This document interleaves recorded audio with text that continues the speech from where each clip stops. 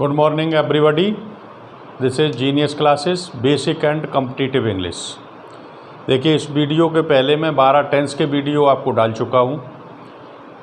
तो हमारा पर्पज़ जो है वो ये है कि 12 टेंस में आप हेल्पिंग वर्ब्स, किस टेंस की क्या पहचान है, मेन वर्ब्स का कौन सा फॉर्म आता है, ये सब आप पहले जान लें। अगर आपने वो 12 टेंस के वीडियो नहीं देखे तो ये जो इम्पोर्टेंट रूल्स मैं करा रहा हूँ, these are important for those students who are preparing for bank, railway, SSC, SSB, PSC and all these competitive exams in which English is asked.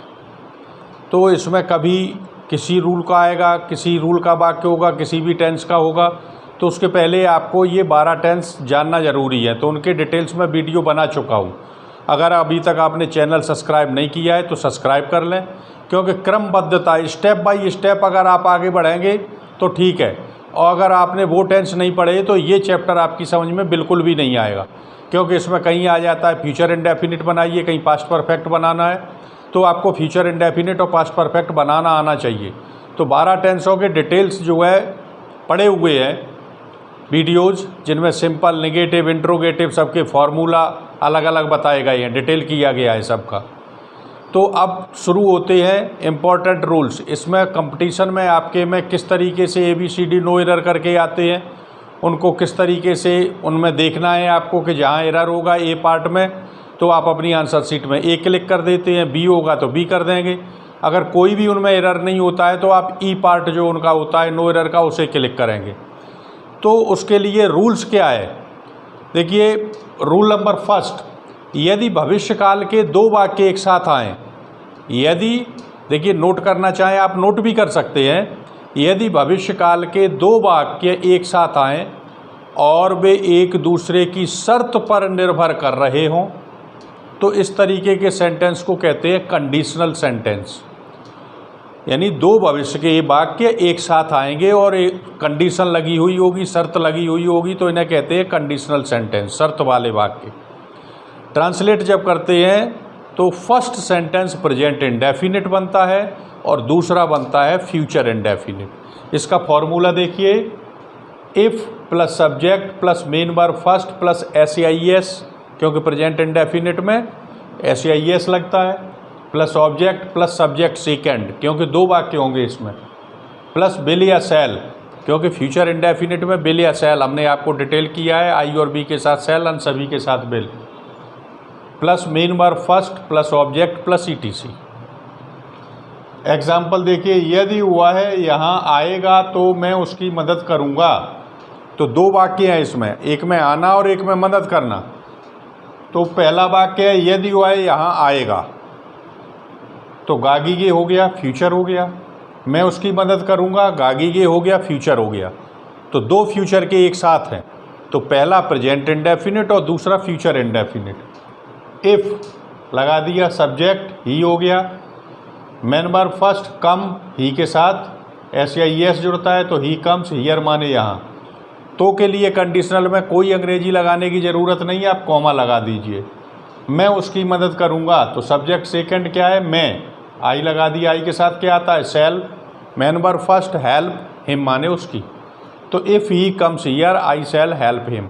इस तरीके से इसे ट्रांसलेट करेंगे। अब इसमें फ्यूचर इंडेफिनिट बनाना है और प्रेजेंट इंडेफिनिट बनाना है। अगर आप प्रेजेंट इंडेफिनिट और फ्यूचर इंडेफिनिट आपको बनाना नहीं आता तो ये वाक्य नहीं बना पाएंगे आप। इसलिए 12 टेंस के जो वीडियो पड़े हुए हैं उन्हें आप जो है पहले देख लीजिए, चैनल सब्सक्राइब कर लें और ऑल का बटन दबा दें, इससे सारे वीडियोज आपके पास आ जाएंगे। तो क्रमबद्ध तरीके से पढ़िए, एक एक स्टेप करके आगे चलेंगे, आपकी समझ में सब आता जाएगा। रूल नंबर सेकंड है कि यदि भूतकाल के 2 वाक्य, यदि भूतकाल के 2 वाक्य एक साथ आए हुए हों तो क्या करेंगे, जो कार्य पहले होता है उसे पास्ट परफेक्ट बनाएंगे और जो कार्य बाद में होता है उसे पास्ट इंडेफिनिट में बनाएंगे। तो अब आपको पास्ट परफेक्ट और पास्ट इंडेफिनिट बनाना आना चाहिए। तो उसके लिए आपको वही 12 टेंस वाला जो वीडियो है वो देखने पड़ेंगे। इसका फॉर्मूला क्या होता है, subject plus head plus main verb third plus object plus before plus subject second plus main verb second plus object. तो भूतकाल का वाक्य होगा, इसमें दो वाक्य एक साथ होंगे, तो जो कार्य पहले होगा उसे पास्ट परफेक्ट, जो बाद में होगा उसे पास्ट इंडेफिनिट बनाएंगे। डॉक्टर के आने से पहले मरीज मर चुका था, चुका था यानी पास्ट का हो गया। दो कार्य हुए, एक में डॉक्टर आया, एक में मरीज मरा। तो डॉक्टर के आने से पहले ही क्या हो गया, मरीज मर चुका था, यानी पहले कार्य क्या हुआ, मरीज का मरना। तो मरीज वाला वाक्य पास्ट परफेक्ट बनेगा और डॉक्टर वाला वाक्य पास्ट इंडेफिनिट बनेगा। The patient had died, subject क्या हो गया, patient, had main verb third, मरना, डाई का डाइड हो गया। इन हॉस्पिटल, अस्पताल में। बिफोर, पहले, subject second, doctor, main verb second, come का सेकंड फॉर्म केम। तो the patient had died in the hospital before the doctor came. इस तरीके से आया। तो ये दो रूल हुए अभी आपके पास। अभी ये कंपटीशन में कैसे पूछे जाएंगे वो मैं आपको बताता हूँ। नीचे वाक्य लिखे हुए देखिए। इफ़ यू विल, इसे ए कर देना, वर्क हार्ड, इसे बी पार्ट हो गया। यू विल गेट, ये सी पार्ट हो गया। सक्सेस इन एग्ज़ाम, ये डी पार्ट हो गया। तो चार पार्ट आएंगे आपके पास। जो बुकलेट मिलेगी आपको, क्वेश्चन होगा जो एग्ज़ाम में कंपटीशन में, वो वाक्य इस तरीके से लिखा होगा और ए बी सी डी चार पार्ट होंगे और ई पार्ट जो होगा उसमें नो एरर लिखा होगा। तो इनमें से आंसर क्या होगा।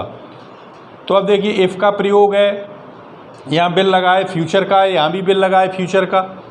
तो मैंने आपसे कहा कि फ्यूचर के दो वाक्य एक साथ होंगे तो पहला प्रेजेंट इंडेफिनिट बनता है। तो इफ़ यू, ये बिल नहीं आएगा, तो बिल नहीं आएगा तो आंसर आपका क्या हो जाएगा, ए। तो ए को आप टिक कर देंगे ये आंसर शीट में, बिल नहीं आएगा यहाँ पर। दूसरा देखिए, the thief had run away, चोर भाग चुका था, फ्रॉम प्लेस, स्थान से, before police had reached, police पहुँची। तो पहले कौन सा कार्य हुआ, चोर भाग गया, तो चोर वाला वाक्य जो है पास्ट परफेक्ट बनेगा और पुलिस वाला वाक्य पास्ट इंडेफिनिट बनेगा। तो the thief had run away, ये सही है, from place, before police had reached, had नहीं आएगा, पुलिस रीच्ड, कर्ता के बाद सेकंड फॉर्म। तो इसका आंसर हो जाएगा डी। तो आप अपने आंसर शीट में डी को टिक कर देंगे। नेक्स्ट देखिए, इफ़ यू प्लेड, ये ए हो गया, क्रिकेट, ये बी हो गया, फादर बिल, ये सी हो गया, बीट यू, ये डी हो गया। तो चार पार्ट हो गए।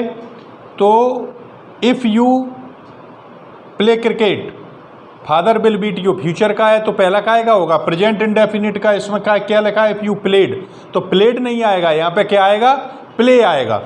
तो ये आंसर इसका ए टिक कर देंगे आप आंसर शीट में, इसका आंसर हो जाएगा A. Next, the principal had finished work, प्रधानाचार्य अपना कार्य समाप्त कर चुका था, बिफोर द टीचर, ये सी हो गया, केम इन द क्लास, ये डी हो गया। ई में नो एरर होता है। तो अध्यापक के आने, कक्षा में आने से पहले प्रधानाचार्य अपना कार्य समाप्त कर चुका था। तो प्रधानाचार्य कार्य पहले समाप्त कर चुका था, तो पास्ट परफेक्ट होना चाहिए। तो देखिए, the principal had finished work, प्रधानाचार्य कार्य समाप्त कर चुका था, सही है। Before the teacher came in the class, कक्षा में अध्यापक आया, पास्ट इंडेफिनिट होना चाहिए, तो कम का सेकंड फॉर्म केम लगाए, यानी इसमें कोई गलती नहीं है। तो इसका आंसर होगा ई। आंसर शीट में आप ई को टिक कर देंगे। तो इस तरीके से आप और भी सेंटेंस करें। If you find any problem please write in the comment, I will solve your problem. इन दो रूल्स के अलावा मैं आगे वीडियो डालूंगा, उसमें और रूल्स होगा, तो इस रूल्स को क्लियर करिए। इन दो रूल्स में से आप उठा करके देखिए, कंपटीशन में अभी तक आप 100 पेपर उठाएंगे, 100 में से 90 पेपर में आपको इन दो में से कोई ना कोई एक मिल जाएगा टेंस का एरर, क्योंकि अधिकतर जो है इन दो में से एक न एक आपको अवश्य मिल जाएगा, इतना अधिक पूछा जाता है। लेकिन आप करिए तब पाएंगे जब आपने 12 टेंस जो है डिटेल किए हुआ। टेंस बिल्कुल बेसिक है, यहीं से आपकी नींव की पहली ईंट रखी जा रही है। अगर आपने टेंस नहीं सीखे तो आप ग्रामर में कुछ भी नहीं कर सकते। तो इसलिए 12 टेंस पहले आप जो है ध्यान से सीख लें, उसके बाद ये इंपॉर्टेंट रूल्स कंपटीशन में 100% पूछे जाते हैं और इनमें से आएगा। तो इन दो को कंप्लीट कर लेना आप, और भी वाक्यों की प्रैक्टिस करना, और वाक्य मैं नेक्स्ट टाइम पे एक्सरसाइज और दूंगा नेक्स्ट वीडियो में। तो अभी तक आपने चैनल सब्सक्राइब नहीं किया है तो सब्सक्राइब कर लें। Thanks to everybody, bye, see you in the next video.